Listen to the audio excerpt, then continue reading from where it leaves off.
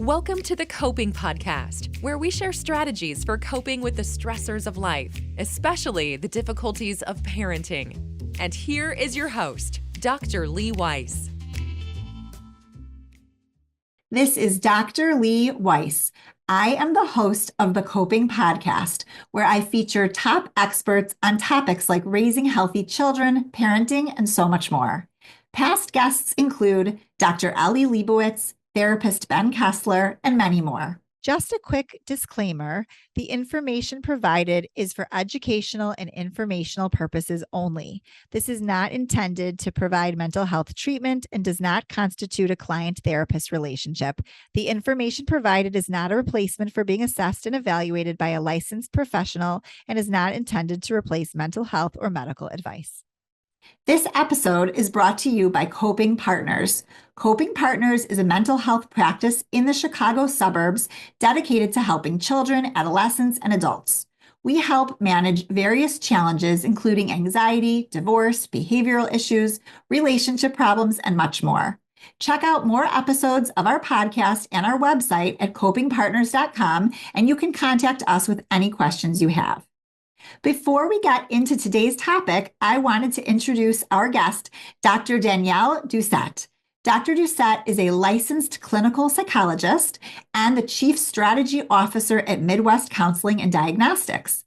Clinically, Dr. Doucette specializes in behavioral therapies, including exposure and response prevention for obsessive compulsive disorder, OCD, and radically open dialectical behavioral therapy, RO-DBT, and evidence-based treatment for anxiety, depression, and eating disorders. She brings the core principles of RO-DBT of openness and humility into both her therapeutic work and leadership approach. So thank you so much, Dr. Doucette, for being here. Thank you for having me. Today, we're going to learn a little bit about a treatment modality that is specifically for a subset of teens who struggle in a less obvious way than the teens we typically identify as needing interventions. So, Dr. Doucette, can you describe the teens that you're concerned about who sometimes fly under the radar? Yeah. So, a lot of the teens who we're thinking about who could benefit from radically open dialectical behavioral therapy, which I'm going to say RO-DBT moving forward, are typically those who are really, really highly self-controlled. They might be emotionally reserved a little bit. They might which means they might hold back their feelings. They bottle things up inside, keep them inside for a long time, avoid sharing their emotions, or just find it difficult being open and vulnerable with other people. They also tend to excel really well academically. And so because of that, they're very perfectionistic, they're hardworking, they usually get really great grades, excel in the sports that they're doing, they're really dedicated to the practice or studies of things. And however, they kind of sometimes feel a little lonely or unsure about how to join or connect with other people. And so that's where RO-DBT comes in, to kind of work with these folks who sometimes fly under the radar, who, like I said, kind of just do really well in school. They're they're the kids in the class who will raise their hand. They will make sure that they will know the answer, 99.9% sure they'll get it right. And so because of that too, they're not usually targeted as someone who might be struggling, but inside, these are the folks who have a lot of anxiety around things, and their anxiety is actually what helps them stay focused, organize, keep their to-do lists, structure their day so that they can kind of get things done in an orderly fashion, for example. So how do they get identified, these kids, and end up coming to see you or even know that they're overly controlled? What signs and symptoms do they usually present with? That's a great question.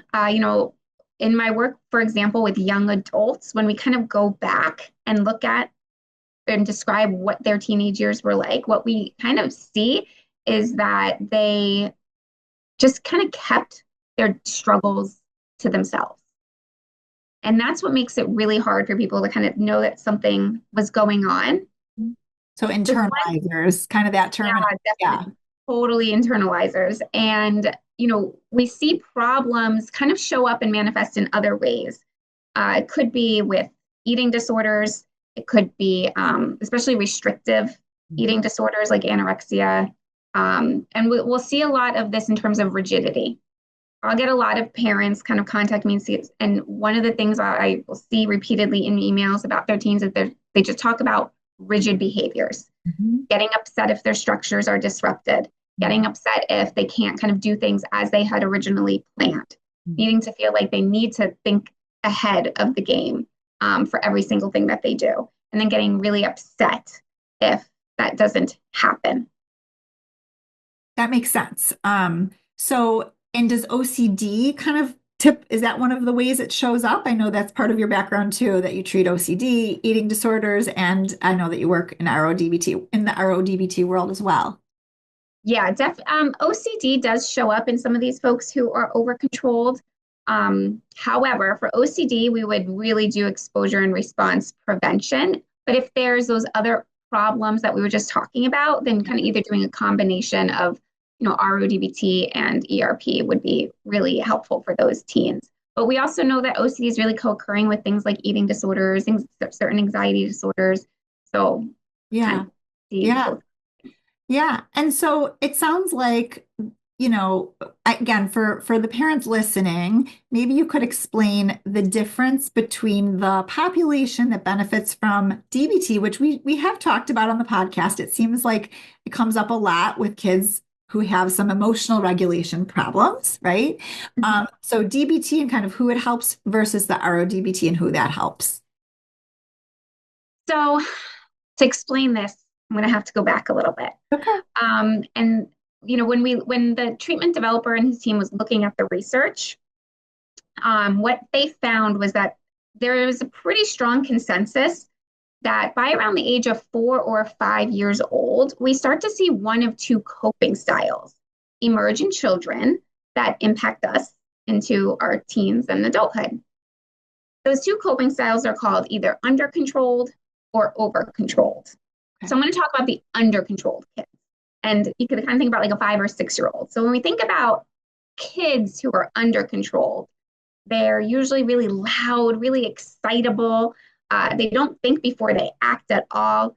If they see something they want, they just grab it right away. They might be the kids in the class who they're not raising their hand. They're just going to call it an answer. They don't care if it's right or wrong. They might just say something just to get a laugh out of everybody else in the classroom. They don't, so those are some of the undercontrolled kids. As adults, people who are undercontrolled, if they don't feel like going to work, they just won't show up, for example. And so those are typically the kids historically that have been identified by like teachers or other people in their lives around maybe having some issues with regulating their emotions, behavioral problems, things like that. And so for many, many years, we used standard dialectical behavior therapy, which has a lot of empirical support to address some of those behaviors that we see, the emotional dysregulation, the difficulty tolerating frustration or emotions, and a little bit more explosive at times with their emotions potentially.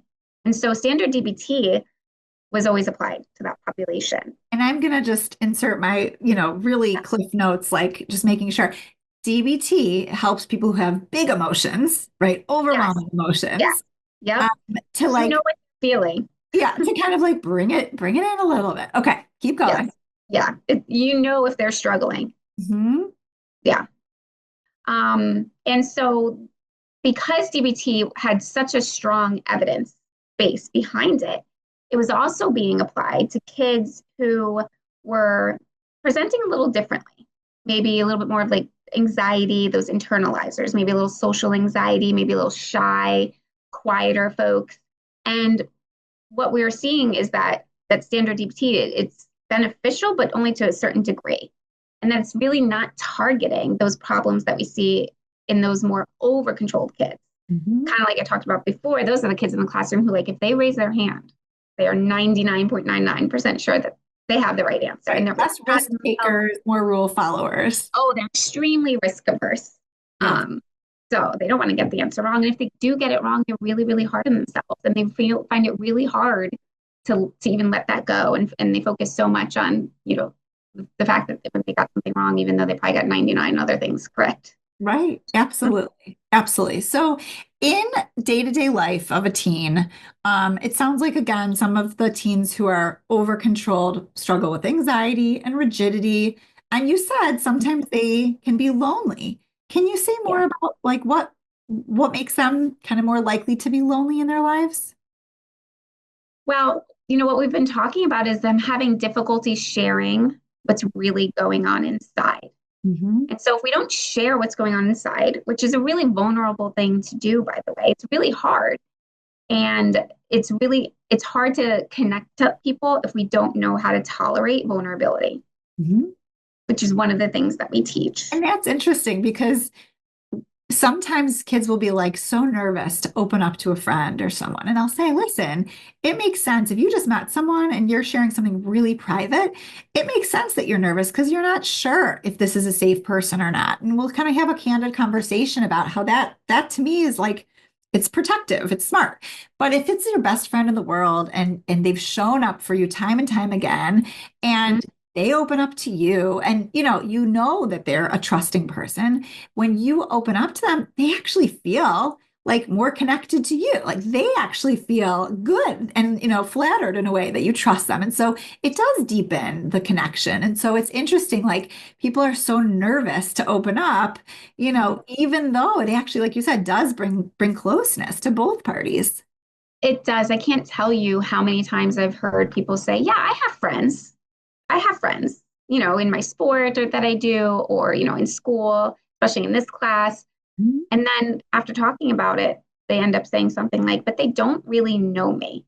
And this is where, again, parents and friends are typically surprised when they learn about the extent to which their teen is really struggling, maybe with like anxiety or depression or even self-injury, Right. because that presents differently in in the overcontrolled population as well.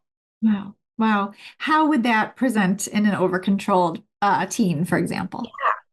So for people who are under controlled, they engage in some kind of, non-suicidal self-injury. It's usually very impulsive, Hmm. and they're not really always great at hiding it. Yes. Whereas when we think about our folks who are over controlled, they tend to be more planful. So they kind of plan out. It's a little bit more rigid. It's a lot more secretive. Yeah. So it's a little bit more hidden. It's not kind of out there for everyone to see. And even when I worked in like partial hospitalization program for teens, right? That's what I saw. The kids who are under control, you see their injuries. They don't really care about others seeing it, but the over controls, they hide it and they hide it really, really well. So much so that just they like are suffering silently so Right. much, and they just Right. They're keep it. clearly not doing this for attention, in other words. Yeah, Yeah. yeah, they're doing it to help them usually, Yeah. regulate themselves and manage, or for punishment Oh, potentially. So it's a little bit more hidden, and yeah. that's why I say like parents are always so surprised that like had no idea is something I've heard over the Yeah. years. It sounds like these kiddos are not the ones, reaching out for help, and raising their hand and saying, I'm struggling, help me. Yeah, They're really trying to keep it all together. and when they are struggling, what do? They control more, they work harder, they push themselves to limits, to Mm. extreme limits at times. Right. And so that's what we see. And those are some of the signs. Like, are they pushing themselves too hard? Are they kind of taking healthy eating too far? Are Right. they working out and doing their training for their sport so much so to the cost, the cost of, missing dinner with their family or not like doing other things that they maybe once enjoyed? Yeah. Yeah. No, it sounds like everything is much more extreme than a healthy, individual Yeah. would. Yeah, Yeah. absolutely. So, and how does it show up? It sounds like you're telling us a little bit more how it shows up I would say in the school setting in terms of the academics, like they're, never going to get an A minus. They're going to like, study 110 times harder than everyone else for their finals. How does it show up at home? Like what might a parent see at the dinner table or, what might they see that might be a sign like, oh, I better worry about her a little bit more than I am. Yeah, that's really tough. One thing to pay attention to, I think, is when teens are kind of saying everything is fine. And, parents, they have some good instincts. And Mhm. so really inquiring a little bit more about that, I think, can be really helpful. But, or observing their relationships with their friends too. Are they really engaging with their peers? Or are they so focused on other things, Mhm. like academics or sport? Mhm. Because usually that kind of falls by the wayside a little bit. Yeah. So the relationships, it sounds like is one of your red flags. Like if their relationships really don't feel deep, they feel superficial. Mm-hmm. And their focus is really much more on the achievement and the individual, kind of pursuits. And we Okay. may not see a lot of vulnerability even with their parents, which to Yeah. some degree developmentally might be appropriate. But when a parent even feels like they don't know What's going on? really what their kid is feeling, what's going on, that's a good sign. That makes sense. Not a good sign, but a good signal. Yeah, yeah, Yes. yeah. So we want to know a little bit more about these RO-DBT classes that you Ah, teach. yeah, so Um, fun. Mhm. so I think because this is again new for most of us, if you can first just describe in a really simplistic way how these classes work. And Yes. then I would love to hear a bit about an example of a teen that you've worked with, kind of like what was going on before, and maybe how they were able to shift after these classes, and kind of like what's a reasonable progress, because they're not going to all of a sudden become uninhibited, loud, right? They're not going to change their personality, but Yeah. curious like about a before and after, of course, in a Yeah. de-identified way. Yeah. So the classes. So originally, RO-DBT was developed for adults Hmm. and is currently kind of, clinicians who are trained in RO are adapting the skills for teens. And there's a lot of research that's showing some good, promising results around how it's effective. Hmm. But so if we think about it, remember, RO-DBT is addressing problems of bottling up their emotions, kids who are like overly perfectionistic and who struggle to connect with Hmm. other people. So what we teach in the skills class is just to kind of simply is flexibility, how to be flexible. And they're never going to go from like 8 as, 2 to a 10 in terms of being from going from rigidity to ultra flexible. We actually use the term flexible control. Okay. We need some degree of control for psychological health and well-being. We can't kind of be, otherwise we'll move all the way to the other end of the spectrum and being completely under controlled. So we say flexible control. How can we be able to adapt and adjust to changing environments, changing circumstances? How do we learn how to plan a little, then let it go? How do we make sure we're not compulsively striving for perfection, which we'll never meet because our perfectionistic mind will always want more? Hmm. So we really focus on flexibility, teaching skills around that. Also teaching skills around being open to feedback from other people, open to thinking differently about certain circumstances.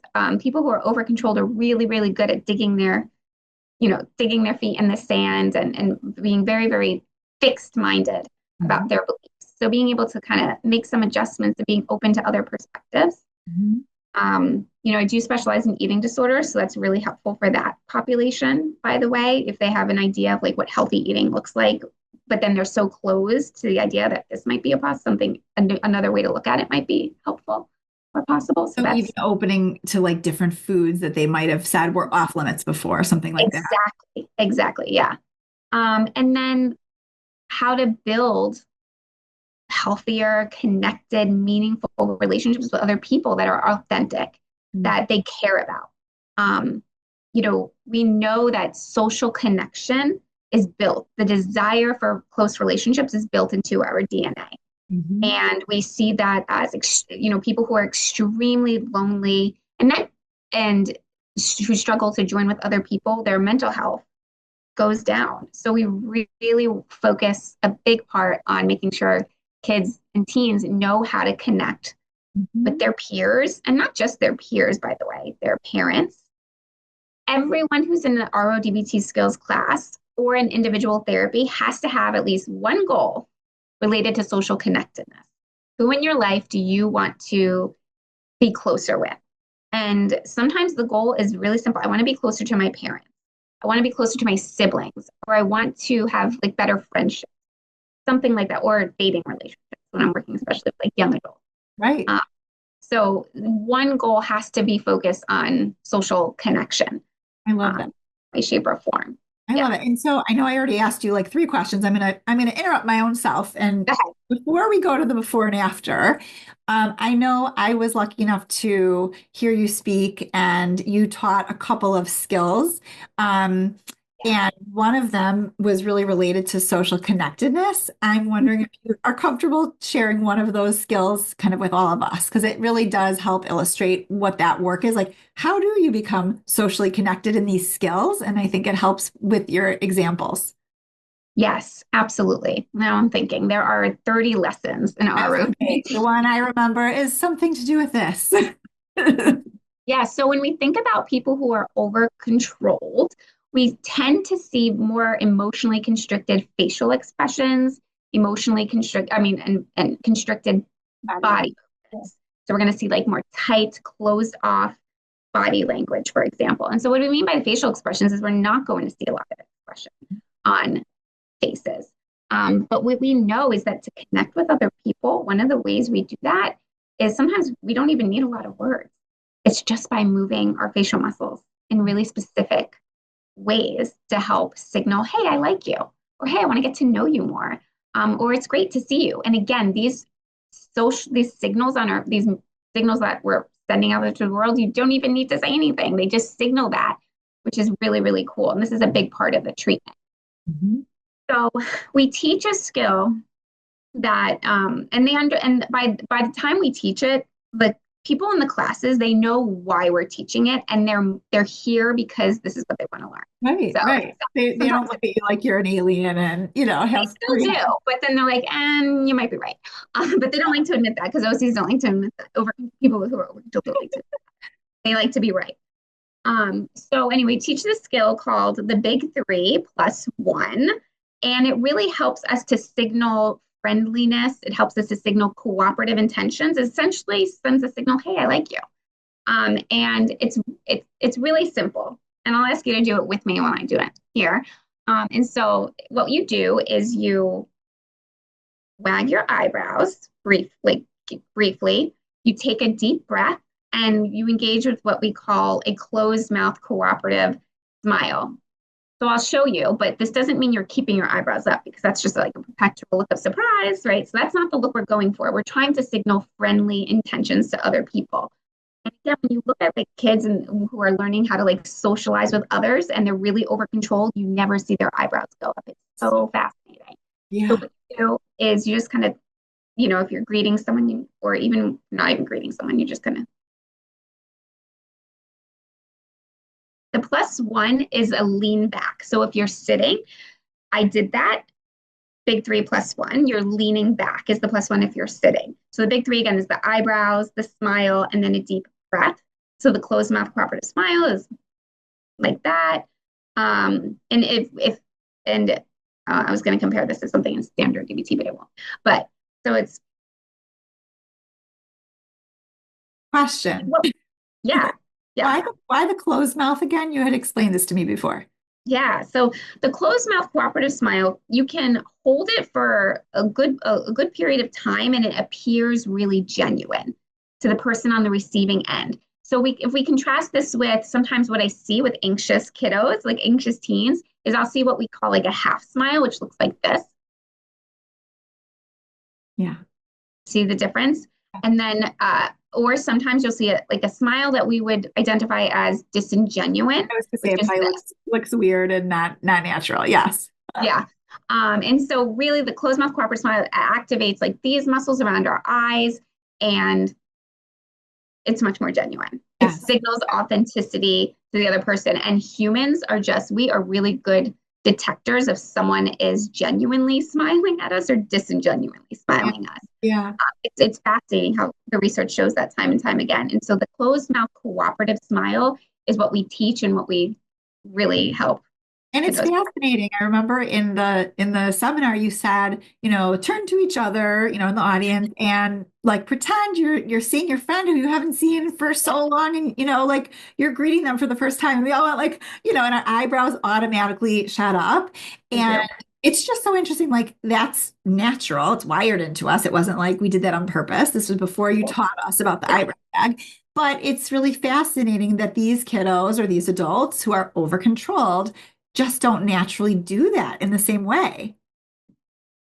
Part of the reason is because they're really living their life in a state of threat, in that anxious threat cue state, we call it, which we also teach Yeah. about. And and so if you think about it, when we're really anxious, it's really, really hard to genuinely smile. It's really, really hard to signal friendly, cooperative intentions. What we're signaling to the world is self-consciousness when Oh, we're feeling really anxious, as opposed to friendly intentions, which is, by the way, when I work with teens or young adults, that's what they want to signal. They want to signal, hey, I like you, yeah. or and that I want to talk to you more, but they're so anxious they're not signaling that. And so it's kind of like this Yeah. vicious loop and this cycle that kind of people get stuck in, because Oh, if you're signaling more closed behaviors and like more flat facial expressions or constricted, people aren't going to engage because we're just those friendly intentions aren't right. there. So it sounds like, for a lot of people, this comes naturally, and for those that don't, the good Yeah. news is they can be taught, right, how to do these skills. It almost feels like, when kids are on the spectrum and you have to teach them, like, kind of rote, skills about body language and tone of voice and how to, I mean, I remember talking with a kiddo on the spectrum who had a smile kind of like what you were describing that did not look genuine. Yep. And how to help him sort of like relax it a little bit more, not hold it for quite so long, because it just wasn't doing what he wanted it to do. And thankfully, he was able to learn, how to kind of relax that smile, how to like, I think he had to count in his head a certain amount of seconds and then Yes. let it go. Yeah. But it's really it is exciting that you're saying this is something that they can work on and it can get better. Absolutely. I have, oh my gosh, I have this mug here, even like one of my clients. Um, remember the eyebrows. So at first, people are always like, oh, do I really have to wag my eyebrows, Danielle? Like, what is going on? Like, this feels so uncomfortable. And they're like, it feels so strange. And I'm like, don't hold them up because that's not the look we're going for. So it does take some practice and it does eventually feel natural, especially if it's in line with their goals. Right. So we're Absolutely. telling you to do these kinds of things to every single person you meet or in every single social context. But if your goal is to signal, hey, I like you to someone and I want to be your friend or I want to connect or I'm excited to see you, then these are the ways that we can signal those things. Don't laugh, but do you help, probably not as many teens, but young adults with flirting? It almost sounds like they would need to have a lesson if they're going on dates and they're not sure how to convey, I'm interested in you. That is my favorite thing right now. And the RO-DBT treatment, like researchers are also developing a dating protocol and are Oh, working on it. And I've attended some of their talks around that. And yes, because not even just with like flirting or like sending, hey, I like this person. Because oftentimes people who are over controlled, they'll come back into my office and be like, I went on this date. I really liked so and so. And, they said they didn't feel a connection, but I thought we did. And I'll say, well, show me like show me what things were looking like. If I was a fly in the wall, tell right, me what happened. right. One of the other things that we see happening in those situations or just in developing friendships is going back to the skills class is teaching not only asking questions. So when people are socially anxious and they, oftentimes they're taught well-meaning to ask questions. And Sure. what they do when they ask those questions is they tend to never reveal anything about themselves. And people don't get to know you until you reveal who you are. And so part of the skills, and we teach in a really structured way how to reveal vulnerability to Right. others. Right. Oh, I love that because it's true. Like, I Yeah. mean, when they're little kids, I mean, I have kids of my own. I know when they were little, kids tend to want to talk about themselves, right? Yeah. And so we do teach the skill of ask other people, what did they do for winter break? Don't just say, I went to, da, da, da, da. But you're right. It's a give and take. And you do have to balance, right? Being able to like show interest and curiosity in someone else's world, but also reveal some of your own internal world to really feel connected, both, for both parties to get to know each other in that way. Yes, you can't only ask questions. We're not saying never ask questions, but Right. and that's what we see too. It's like, oh, well, how was your weekend? What did you do? Like, oh, tell me more about that. Oh, what's your favorite food? What's your favorite kind of like that's kind of where sometimes those folks go, and it doesn't nail it. And so No. yeah, there's a lot of fun interventions and ways that we teach, young adults as, come into the office. Absolutely. Um, So for the teenagers who are doing this, adapted version of the RO class, how many weeks is it? Because I know the original protocol is pretty significant in terms of length of time. What does it look like for a teenager? Yeah, for comparison, when I run and have run RO-DBT skills classes for adults, 18 and over for years, for 7, 8 years or something like that. And that we meet once a week for about 8 to 9 months. Yeah, it's a long So, time.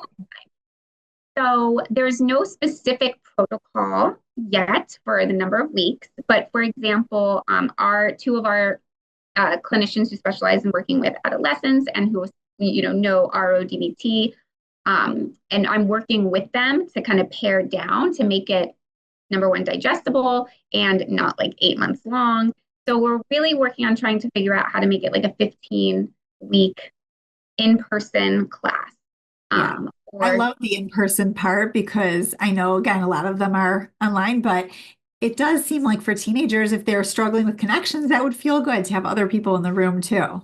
Yeah. And let me tell you, every single person who comes to our class or considering it's like, I never want to go to a group type setting. I don't want to do this.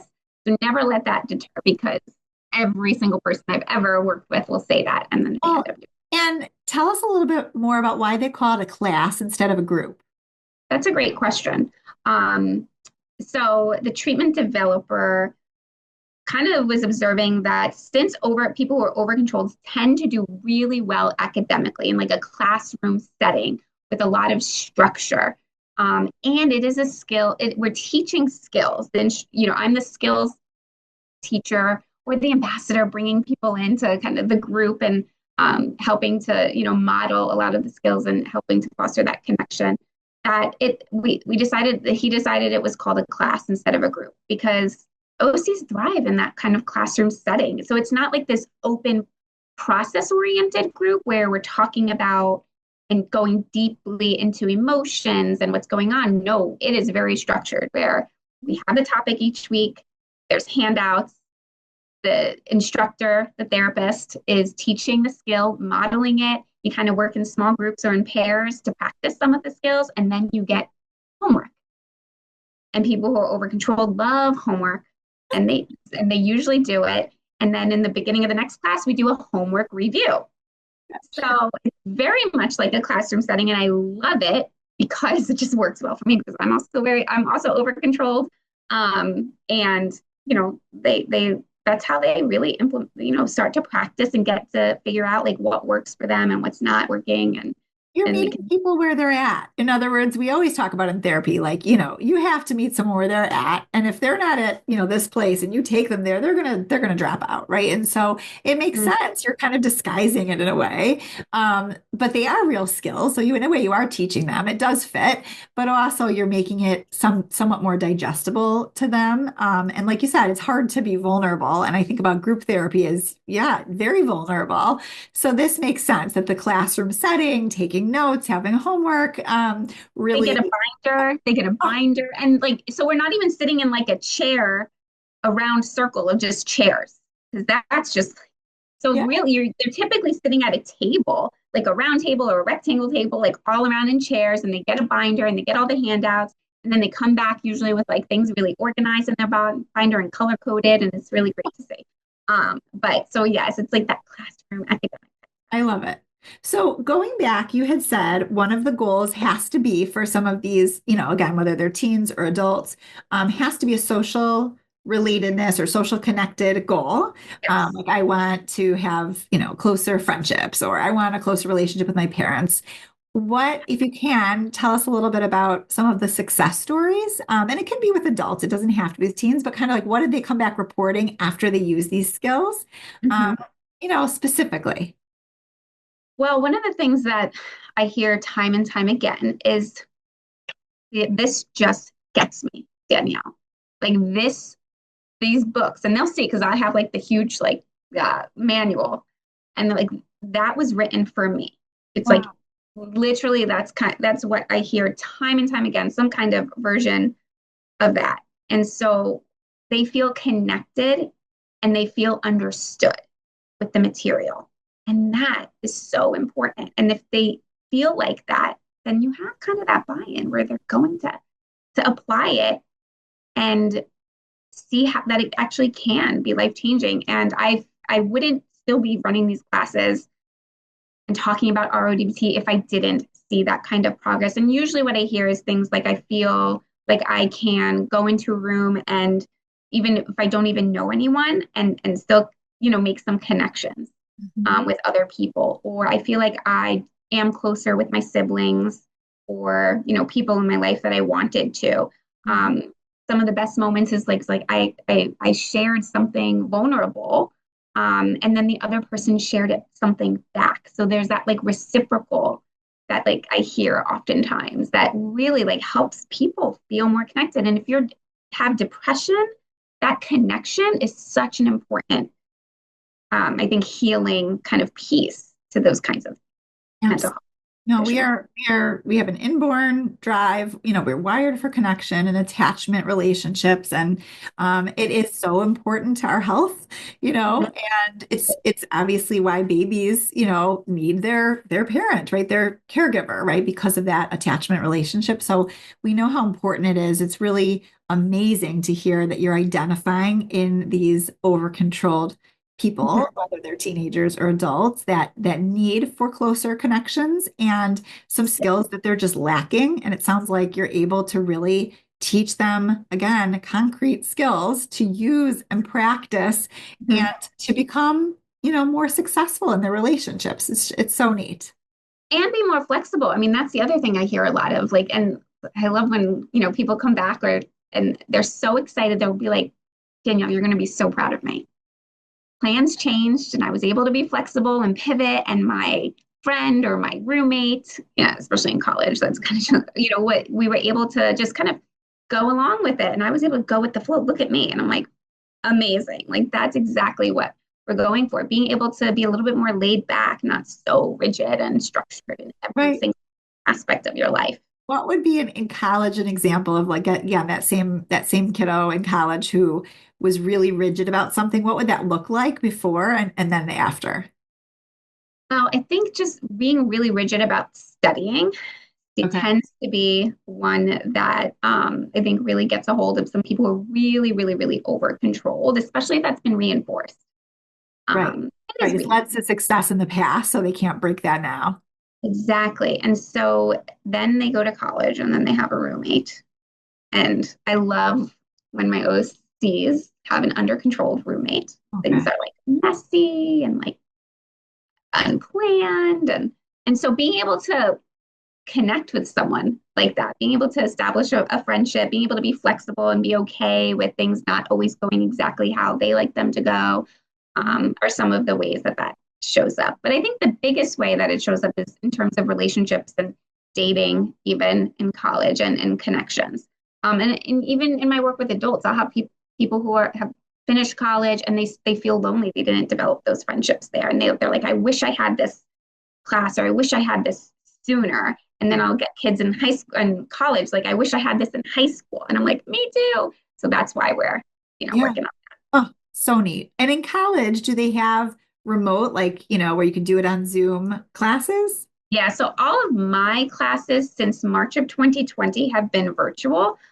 Before that, I did in person, but I just keep them virtual just for accessibility. I'm a SciPac psychologist, so I might have people in other states. Wow. And but our one for teens, I think we're going to do it in person. Yeah. And so for the adults, I'm assuming you see the face, like it's video on, Oh, you know, yeah. They know uh, that going into yeah. it. But you're saying it could be across different states. You're just getting a group of people who can do the same time because they are live, right? Yeah. Oh, yeah. They're live. Okay. Yeah. That's great. And That's we great. use and I've seen deep connections made within the groups, within the community that comes to, you're together 8, 9 months. Yeah. And I use the breakout function in Zoom. So they're working with partners or in small groups to kind of practice things like the big 3+1, Yes. other skills that we teach that are, vulnerable and easier to do with like pairs or, So neat. So yeah, neat. Well, yeah. so again, you've sold, I think probably everyone listening, you've sold me. I was going to say for parents who are listening who may be more interested in learning more about the class that's coming up for teens, tell us when it's happening, where it's happening, how they can get more information. Yeah. So I'm so excited about this. It's going to be in person, I believe, on a weekend. So I think it's going to be like a Sunday for an hour in our Northbrook, Illinois location. And it's being delivered by two amazing clinicians who are so passionate about running this kind of group. And it'll run for about 14 to 15 weeks, starting in March I think, and of I think next that length is perfect. Yeah. It kind of goes more like with the sports season or, it kind of fits with what they're used to. and they'll get a schedule because I'm like, do a schedule. Absolutely. Like there'll be some weeks off where it's like spring break or certain holidays and whatnot. So they'll get, and it's so great because people who are over control will be like, just tell me ahead of time if there's classes that you can't make, and That's great. That's they'll, great. they'll And where can they find all this information? Is there a website they should go to? People can just email me directly and I can just help quickly get them connected to whatever they need because initially when you inquire about it, you would, the person would sit with an intake with one of the therapists who will be leading the class, ensuring it's a good fit, ensuring that they want to work on these kinds of goals and that they do have one of those goals related to social connectedness. That's really key that like they want to work on that. Yes. Yes. This is not something we force our teenagers to do. No, No. no. What is the best way to email you? What's the best email? My email is Danielle, Danielle, at midwestcounseling.com. Perfect. And then if parents are just generally speaking interested in learning more about this topic, is there a website, a podcast? What else can you recommend? Yeah, I recommend it's a website. It's www.radicallyopen.com. It is a website that's kept by the treatment developer and his team. And I really like it because there's good videos explaining certain concepts that maybe I talked about today or other things that we didn't get to. And there's also a blog. And that blog I'll use so much in classes, actually. Some of it's examples of using some of the skills that are taught. And it's written by, I was going to say licensed clinicians, but it's written by people who are intensively trained, usually in RO-DBT. And so it's a fun blog. Yeah. Absolutely. Thank you so much, Dr. Doucette, for your time today and your expertise. Yeah. Yeah. You're welcome. This was fun. It was great to chat with you. And everyone, check out more episodes of our podcast. Go to copingpartners.com and click on podcast and articles. And thank you, as always, for tuning in.